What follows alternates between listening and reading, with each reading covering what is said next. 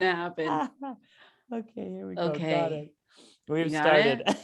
Okay, we started. And hello, everybody, Oh, boy. because this is, I was going to say episode number 2. Are we going to do this all year long? Right. This is our second interview where we are talking about climbing mountains, but not only climbing mountains, but climbing mountains in minus 37 below on a waterfall that is now frozen, where you're using crampons on your feet and you've got picks and you're literally like picking your way to the top. Welcome to this episode of Things You'll Never Do with Philip Setter. No, you promised you'd come with me. Oh my gosh. What's that? You promised you'd come with me. So it is things you will do. Did I actually promise, or was it like one of these like twist my rubber arm and well, we have the last episode recorded, so I can go back and I can see. Oh, you're right. And I did say with my giant vat of hot chocolate, that is what's going to get me up that 2 feet up the ice, and I'll be able to say that I did it. I love the idea of climbing crazy things and doing anything once. And anyone that knows me knows that there is that, it's the feeling of what's next. Like, okay, I tried that. And then what's next? What's coming up? What else can I do? And where can I push myself? And I think, what I've seen through your videos and our conversations about climbing and what you have been displaying in your work and in your life and in your climbing world is that, right? So it's some of it is the drive, to do something different. I'm not sure. I guess we should introduce you first. So everyone, in case I haven't watched the first episode. I know exactly. This is Philip. So Philip is an ice climber, by leisure time, and then a financial hat wearer the rest of the time. What I love about these conversations with you, Philip, is that you are carrying both your business life, and you are an in-house do-it-yourself event planner, like so many people that are watching today. And you have this life of ice climbing and the world of really adventure. Like it's something that not everybody does. I don't know what the percentage of people in the world are ice climbers. That would be an interesting stat. I don't know. Maybe for the next one, I'll look that up. How many ice climbers are there out in the world? I don't know. But do you want to introduce yourself before I go take this train any farther to our topic of the day?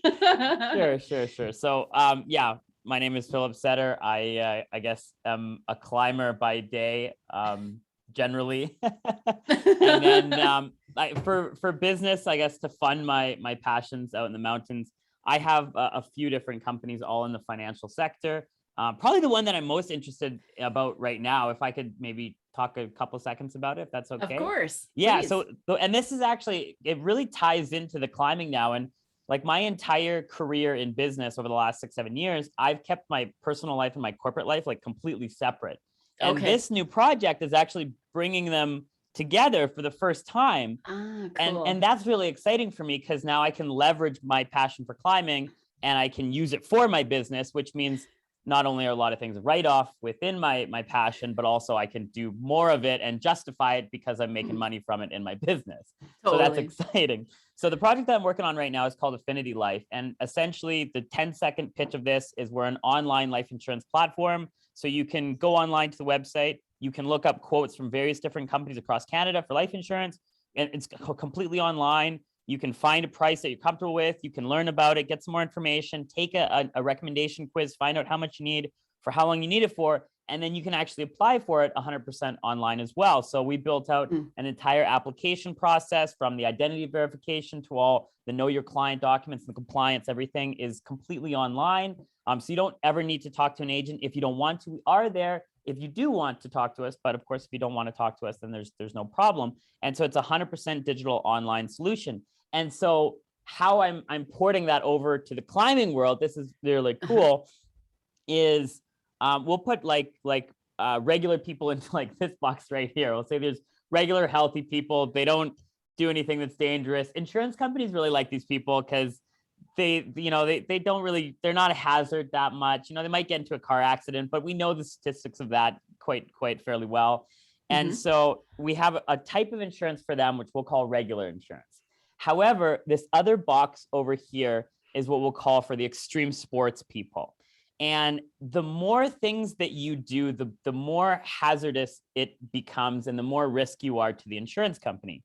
And so ice climbers generally don't just ice climb. Like chances are they probably also do mountaineering. They probably also rock climb. They might do hang gliding, paragliding. They definitely do. I mean, I shouldn't say definitely. They probably do backcountry skiing.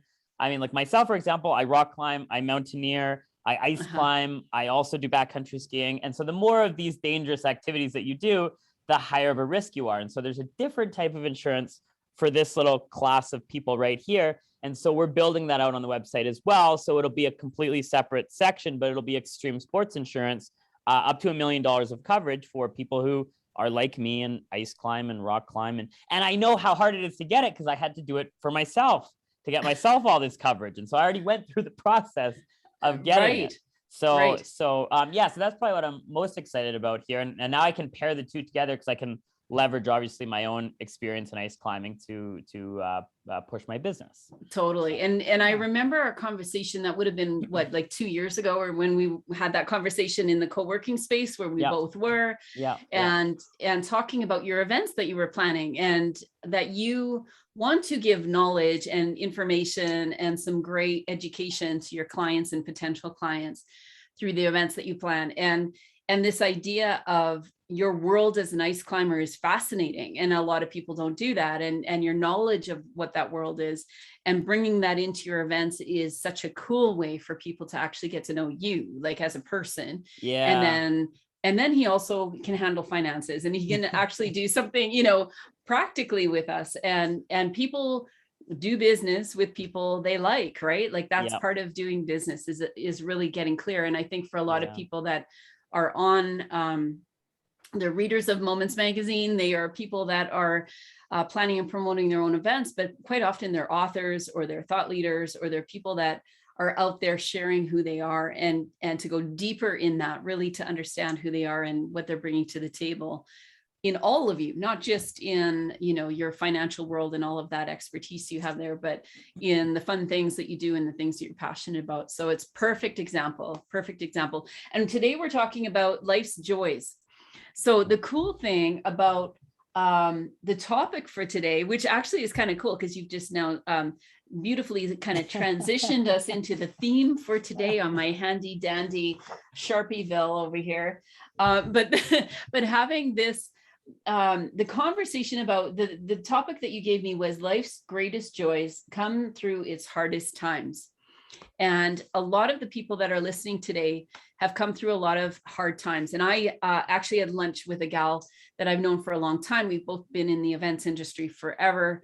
I just got home from that lunch and we were talking about how this period of time, the last probably almost 2 years, has been one of the most difficult times for event planners. And the industry in regards to hospitality, restaurants, anybody working at any level in events would be feeling it right now. And we're not out of this yet. So we're still, using the analogy of what we're using for the magazine, the climb analogy, we're still on the climb. Now, the idea of having tough, hard times, like how have you experienced that when you're climbing? Like, what does that actually look like for you? And I think in the last conversation we had, we were talking about you don't want to fall. So like, thank goodness you're still alive and you're still able to, climb and be passionate about what you're doing. What does hard times look like for you when you're actually in that space where you're wanting to get yourself to the mountain or to the ice? And you're facing some challenges in that. Do you want to share with us what that's looked like for you? Yeah. And I guess I should clarify, when I say hard times, I guess I mean self-inflicted hard times. Got it. Self-imposed hard times, like thinking about COVID and all the restrictions and the downturns in business, that might not bring the greatest joys out of people. When I talk about going through struggles, I'm talking about self-inflicted struggles. So I mean, with event planning, it would be planning a really big event that's completely outside of your comfort zone and has more people than, double or triple the amount of people that you had before, and more guests, and you charge more, whatever it be it, right? So it's definitely something that needs to be a self-inflicted challenge.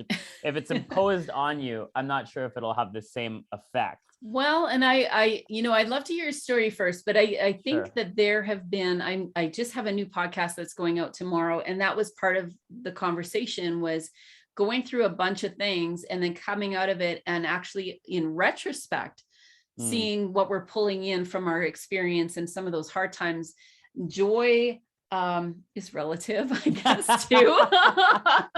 What brings me joy will not bring all of you joy. I don't know, but that there is this place, I think, for us to really take a look at what fulfillment looks like. What does joy and gratitude and those things that really pull us forward into whatever is next in our lives. So we'll talk self-imposed in your example today. But I think so much of that is I think when we talk about climbing, it is where we put ourselves in positions where this is really tough and we are challenging ourselves to level up or to step up into something that maybe we're not quite ready for, but we're going there. Yeah. And I think, and it's applicable for anything, for business, for passion, for hobbies, for climbing. For me, in climbing specifically, there's two things that I really want to hit. And if I hit those two things, and it's like everything just aligns for me. And so the first one is physical and the next one is mental. And so physically, if I have a day where I'm pushed right to the limit, and usually for that to happen, I'll need to do 14, 16, 18-hour day to really hit those upper limits. And you want to get it to a point where you're almost feathering that limit, but you also want to be at a point where you're prepared for it. And we talked about this in the last one. You don't want to overwhelm your nervous system and just do something that's 30 times too hard for you, right? Yeah. But you want to do something that challenges you. So the physicality of it is one thing. You want to have that really, for me, it's a really long day. It's a long objective. And the story that I wrote for the magazine for Takaka Falls, it was that really long day. Like, we started out around 4:00 in the morning. We didn't get back to the car around 10 o'clock. So we're at about, 16 hours. So that's right at like a nice sweet spot for me. You're feathering that realm of like, you're getting really tired, but you still have like that reserve left in the tank, and but you're feathering it, right? Yeah. And then the mental component of it for me is when you're leading the pitches of ice, you want to have it, if it's just mindless, right? If it's a long day, but it's routine, easy stuff, you're going through the motions, you're going to kind of check out a little bit, and it's not going to push you mentally as hard. But because in this year that we did it, it was in really hard condition. That one pitch was in really spicy condition. It really gave me that mental push there. And it was just right feathering the limit. Like, it was just playing with that little edge where I knew I could do it, but I knew it'd be very, very, very difficult for me. And that's the sweet spot that I really like to hit.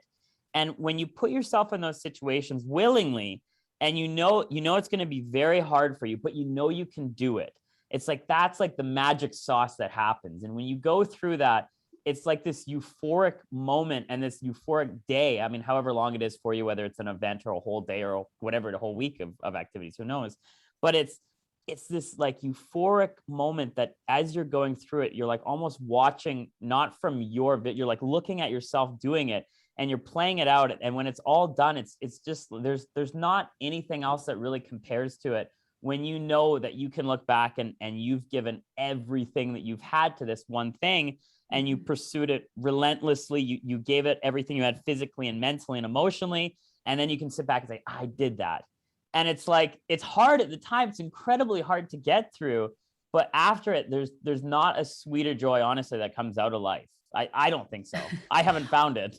Well, and I have a friend actually that talks about this, confidence competence loop, and how as you gain more competence in something, you gain more confidence, and then you're able to take on more, or take a little more of a risk on something, or push yourself a little bit farther. And I think we talk a lot about gaining confidence, especially now when a lot of event planners are trying to find their way to more digital skills, or they are used to being on site, but now they're on Zoom a lot of the day, and they're trying to find these ways of doing hybrid events. And what you're talking about is self-imposed challenges where we're pushing ourselves a little farther. It might be sort of a sense of discomfort, which is one thing. But then there also might be this feeling of terror. a little bit of terror. It's like, what if I totally screw this up? And it's my reputation on the line, or it's people's maybe not lives on the line, but there's a lot at stake to doing it wrong. And so I think when we get through that and we feel like now we've got more competence in it and we can try again and we can push ourselves a little bit farther. And when I say push ourselves, it's not like you're putting yourself in harm's way, but you're giving yourself the challenge, knowing that you'll face that challenge.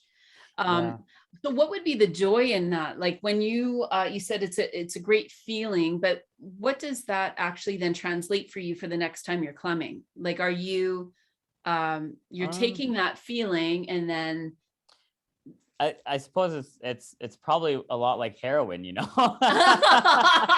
addiction. Oh my. Now that I think about it, you get that feeling, and then a few days later, you start thinking to yourself, okay, what's next? Well, and you're pushing because you almost need a little bit more, right? Not that I don't know that firsthand experience, but I totally get it, because if you've done it, and for some people, you've done it sort of by rote, or it becomes habit. I was doing another interview with one of our other contributors this morning, and she's talking about moving from just a habit, an unconscious habit, to where you're being really intentional and starting to create these routines and rhythms and almost rituals in your life where you're going for it, but you're being intentional about it, and how that brings a different level of appreciation for the work and a different, I think, in this conversation, sort of that feeling of joy and exuberance and maybe personal, what would be the word, like you've just fulfillment, like you've kind of brought yourself to that place where you've accomplished it. Go ahead. Another thing that does happen here is you start, and this kind of will sound a little bit weird, but just hear me out. You'll start to enjoy the suffering. And so what I mean by that is like the first couple times you do anything that really push you outside of your comfort zone, it's going to be terrifying and frightening. And we talked about this before with type 1 fun, type 2 fun, and type 3 fun. But the more that you subject yourself to these levels of discomfort, but then you experience the euphoria that comes after pushing yourself and pushing your boundaries, you start to associate those moments of hardship with good feelings. So next time you go into that same environment that maybe is equally as hard or less, right? That's not pushing it even further. Well, then it's a little bit different. Now you're just enjoying these hard times because you know that you're pushing yourself and there's a good feeling at the end.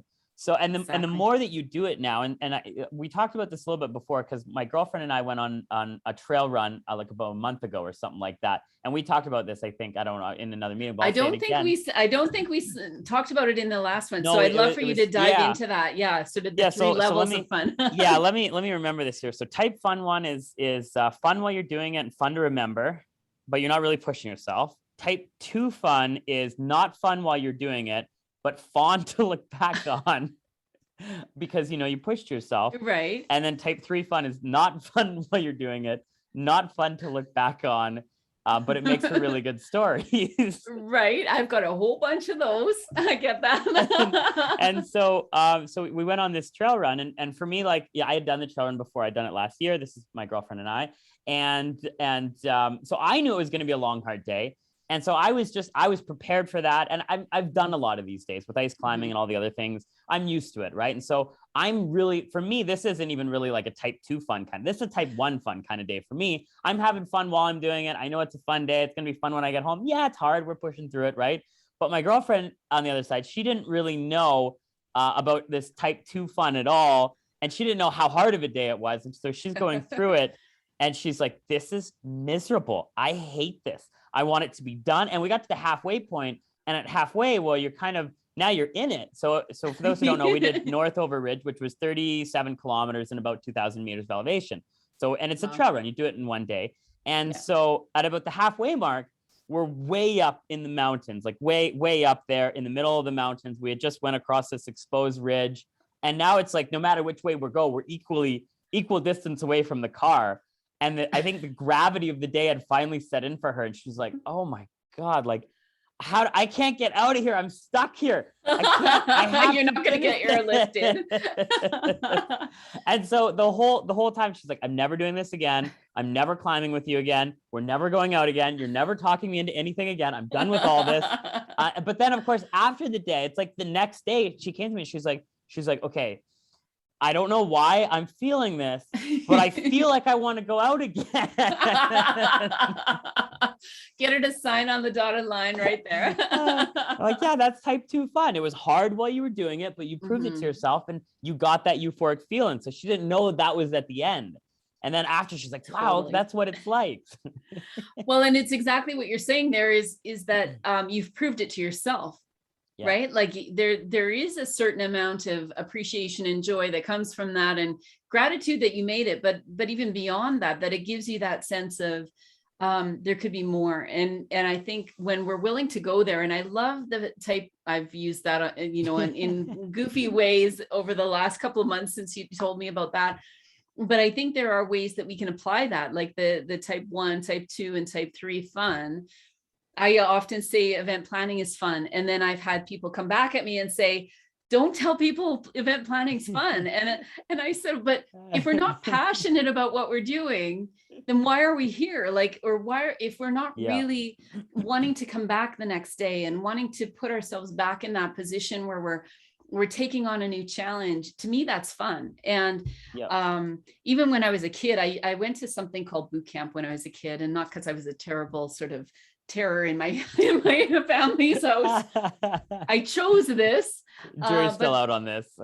Totally. But every morning, it must have been 5 or 4:45, they'd wake us up and we go on this obstacle course and through the mud, and we had one set of clothes and one pair of work boots for the whole summer. And I did this 3 summers, and then you go travel somewhere and you build buildings and stuff. It was just, to me, people are like, why would you spend your whole summer? Like, I would go to the lake, or I'd go water skiing. We were in a lake country, and there were so many other things my friends would say, I'd rather do that than everything you're describing here. But I'd come back and I'd be so exhilarated because it was so fun for me to put myself in that position where you don't exactly know how you're going to make it through it.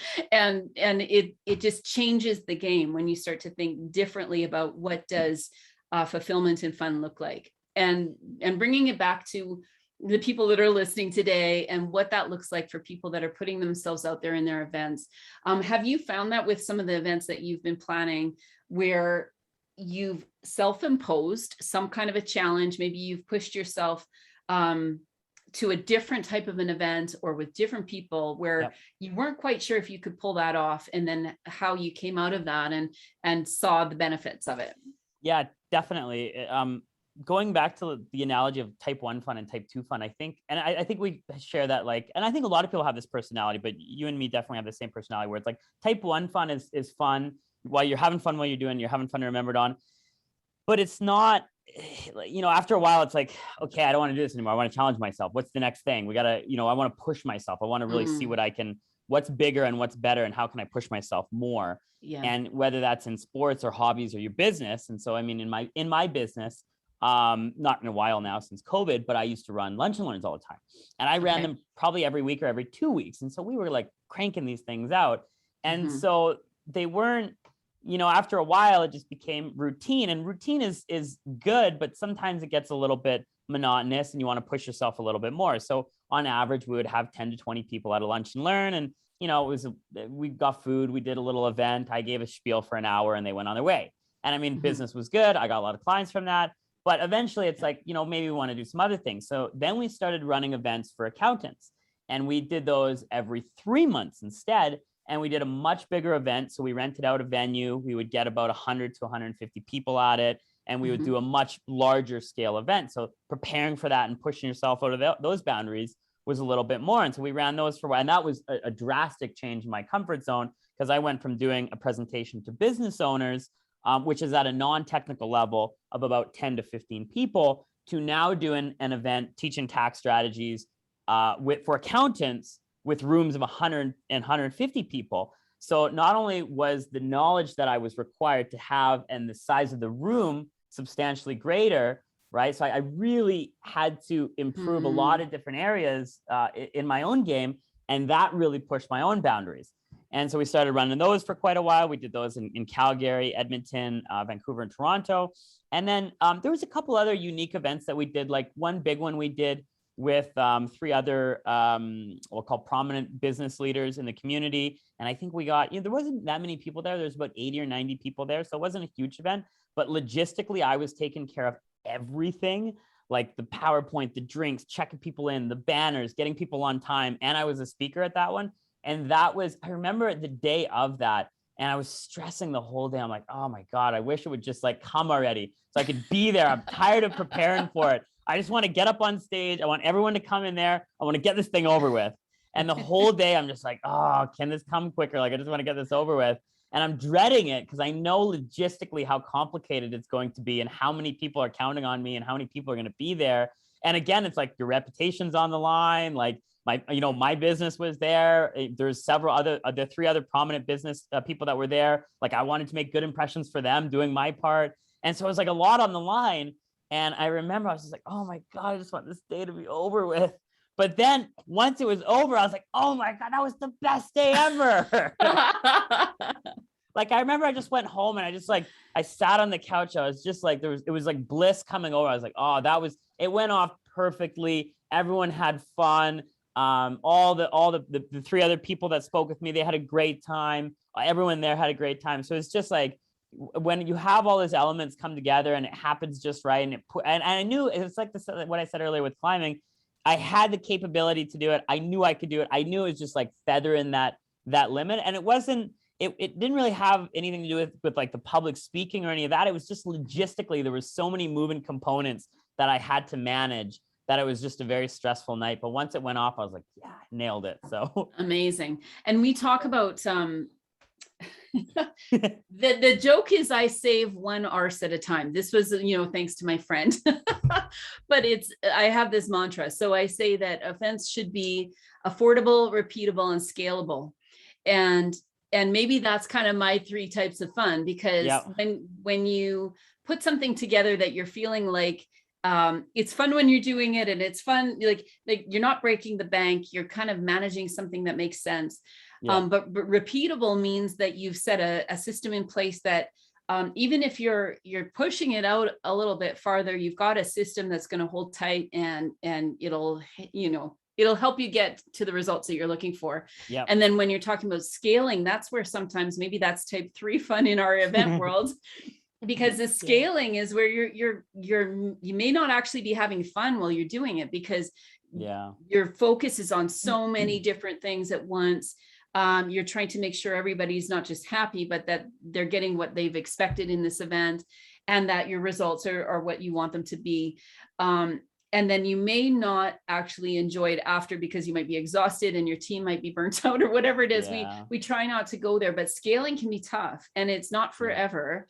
But when you're scaling and then you come out of it and you say, man, that was tough, and it still feels tough. And to remember it just feels tough.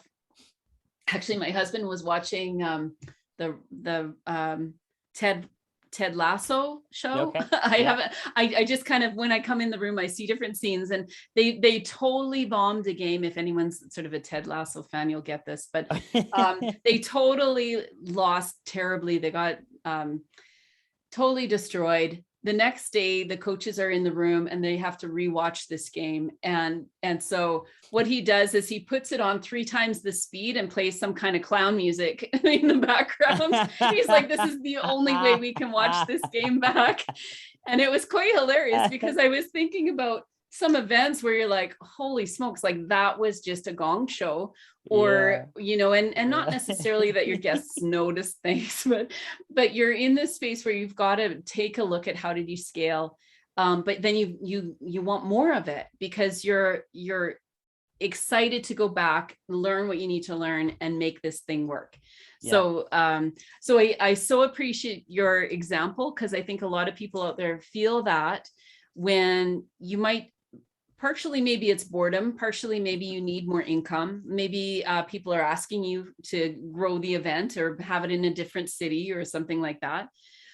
So it really challenges us to take on the challenge. And I think for some event planners, especially going into 2022, there is an opportunity for, there's a mission, if you choose to accept it, to go there and to take on the challenge of what does planning events look like coming up. And when we're talking about climb in the next issue of Moments, thank you so much, Philip, for this. Always a fun conversation with you. And always lots of rabbit trails, which I guess is part of my world too. But I love I love this issue that we're putting together, because there's so many aspects of what does really the analogy of climbing, what does that mean for us as event planners? And even if you have never been climbing, I think you'll understand even through these conversations. So thank you so much, Philip, for this, because I think even if you've never been climbing, we know what it looks like when we're trying to very deliberately move ourselves out of a difficult spot to something else, and hopefully eventually to the top, where we'll start to see a bit of the view and enjoy the view and have our lunch and just be able to take that breath. And we're getting there. We're not necessarily there yet. Some people are figuring it out more than others, but I really want this issue to be that encouragement that we are all in this, on this climb at some point in that climb, and that it may not be over, but that there can be, like we said for our theme for today, there might be joy in the journey. There might be things that we can really appreciate along the way and learn along the way. So thanks so much, Philip, for being with me again here today. We've got another one coming up next week. Yay. Yeah. And for those of you that have been looking at these live, I do have to figure out my Zoom live to Facebook, and maybe that'll happen live. Maybe we'll do another recorded session, but we will come back on Monday with another topic with Philip. And thank you again. If you want to come to our party, so the Moments magazine, the Climb issue will be launching on November the 10th. And that is going to be our virtual party. So you can just log in on Zoom. It's free for you guys to attend. Hopefully, Philip, you'll be there. Maybe some others that will have climbed with you, that we can get the real goods of you as a climbing partner. None of them. I'm just going to let you sit on that one for a little bit. This is your life, Philip, behind door number 1. Anyway, please join us on November the 10th.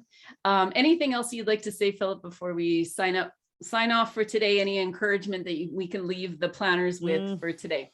No, nothing in particular. I guess everything that we talked about was good. I think it summed it up. So okay, I believe that there is joy in some of these hard times. There is obviously more to come. I always say that today isn't the final sort of say on anything. We can always be looking for what's next and looking for that next hold, using that a climb analogy again, looking for the next hold as we climb through this. So reach out to me. What's that? I said, I think you do the analogies better than I do. Oh, I feel it. I'm actually living I have to just tweak my hand that way. I love it. It's so great. I'm excited to see you guys at the launch. And if you are in the Calgary area, don't forget, because we've got a really special climb afternoon planned. So this is going to be at the Boulder Climbing Community here in Calgary.